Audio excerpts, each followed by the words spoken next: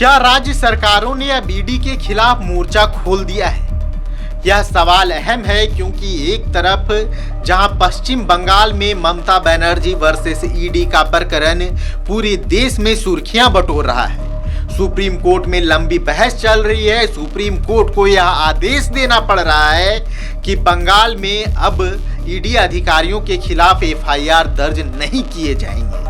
वहीं इसी बीच झारखंड में रांची स्थित ईडी कार्यालय में राज्य पुलिस पहुंचती है और छापेमारी करती है। यह घटना क्या बताती है? ईडी वर्सेस राज्य सरकार का यह प्रकरण है वो या और बढ़ने वाला है। झारखंड में भी लगातार ईडी की कार्रवाई हुई है, हमेशा ईडी की कार्रवाई यहां सुर्खियों में रही है, लेकिन इस बार जो हुआ उसने राष्ट्रीय स्तर पर इस मुद्दे को अपनी ओर खींचा। झारखंड पुलिस की टीम रांची स्थित ईडी कार्यालय पहुंची और वहां पे छापेमारी की। पूरे उस कार्यालय को पुलिस की तरफ से घेर लिया गया। मामला संगीन नजर आया। जब जांच हुई, जब इस मामले की पड़ताल की गई तो पता चला कि संतोष कुमार एक पेयजल विभाग के अधिकारी हैं। उनकी शिकायत पर जो राज्य पुलिस की टीम है वो जांच करने पहुंची है। क्या यह मामला इतना बड़ा हो गया कि पुलिस की पूरी टीम को ईडी दफ्तर पहुंचना पड़ा?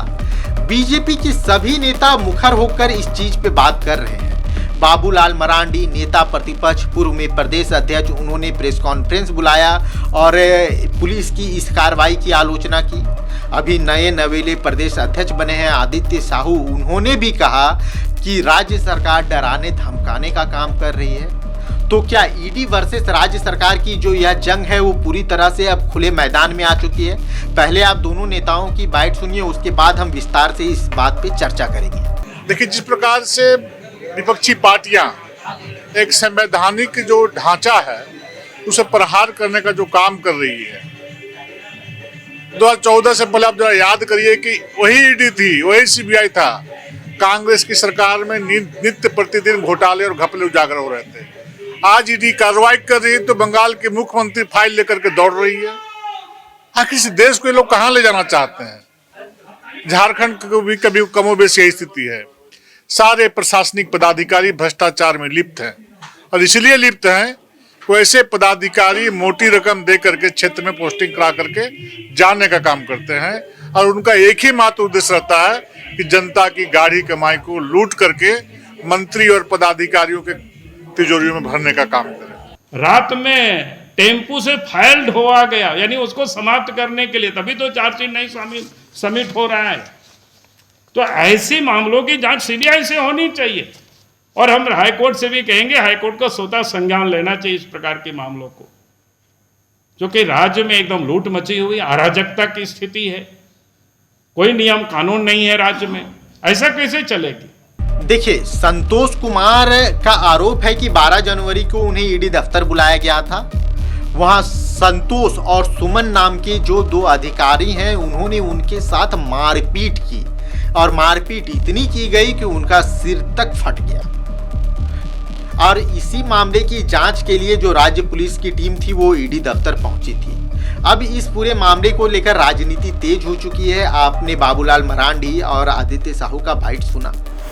जेएमएम के कई नेता भी लगातार इस मामले पे प्रतिक्रिया दे रहे हैं। हमारा सवाल बस इतना है कि ईडी वर्सेस राज्य सरकार की जंग है वो क्या आमने सामने की टक्कर में तब्दील होने वाली है? एक तरफ ममता बनर्जी लगातार ईडी के खिलाफ अपना मोर्चा खोले हुई हैं, दूसरी तरफ झारखंड में हेमंत सोरेन की सरकार है और यहाँ की पुलिस ईडी कार्यालय पहुंची थी। जेएमएम के प्रवक्ता हैं, उन्होंने कहा कि हमें उम्मीद है कि राज्य पुलिस की जो टीम है वो अपने अधिकार के दायरे में वहां तक पहुंची होगी। देखिए, जो विपक्ष के नेता हैं वो लगातार यह आरोप लगा रहे हैं कि ईडी, सीबीआई और आईबी जैसी जो एजेंसियां हैं उनका गलत उपयोग सेंट्रल गवर्नमेंट कर रही है या मोदी सरकार कर रही है। तो क्या ईडी के खिलाफ अब स्टेट पुलिस राज्य सरकार की वकालत करेगी? कई सवाल हैं। देखिए, कोई भी सरकार प्रत्यक्ष तौर पे ये कभी नहीं कहेगी कि हाँ पुलिस पे उसका अधिकार है या ईडी जो कार्रवाई कर रही है वो सेंट्रल गवर्नमेंट के कहने पे कर रही है। लेकिन हम और आप दोनों समझते हैं कि राज्य की पुलिस मुख्यमंत्री के हाथों में होती है और जो केंद्रीय एजेंसियां होती है वो प्रधानमंत्री गृह मंत्रालय के अंदर में आती है। तो इन जब दो अलग अलग इंडिविजुअल पुलिस बल ईडी या सीबीआई कार्रवाई करेंगी तो हम लोग उस सरकार के मानते हैं कि सरकार की इच्छा से वह कार्रवाई हो रही है। तो क्या जो ईडी दफ्तर में यह कार्रवाई हुई है या छापेमारी हुई है, इसमें राज्य सरकार से हामी ली गई है, यह भी एक बड़ा सवाल है। और जो क्या ईडी की लगातार कार्रवाई झारखंड, बंगाल जैसे कई स्टेट में हो रही है, खासकर देखिए एक पैटर्न तो है कि ईडी की कार्रवाई वहाँ ज़्यादा होती है जहाँ विपक्ष की सरकार हो। तो ऐसे में क्या अब ईडी का काट स्टेट पुलिस है? कई सवाल हैं, क्या संवैधानिक ढांचे को तोड़ने की कोशिश की जा रही है? लोकतांत्रिक प्रक्रिया जो है भारत की, क्या उस पर खतरा मंडरा रहा है? कई तरह के सवाल हैं जो अब पनप रहे हैं। ED CBI versus state police, या फिर मामला यह सिर्फ और सिर्फ एक केस तक सीमित रहेगा? कई सवाल हैं, इन सवालों के जवाब आगे हम ढूंढने की कोशिश करेंगे और आपसे फिर जुड़ेंगे। तब तक के लिए मुझे दीजिए इजाजत। धन्यवाद। जोहार। खबर का मतलब बवाल न्यूज। हमारे चैनल को सब्सक्राइब जरूर करें।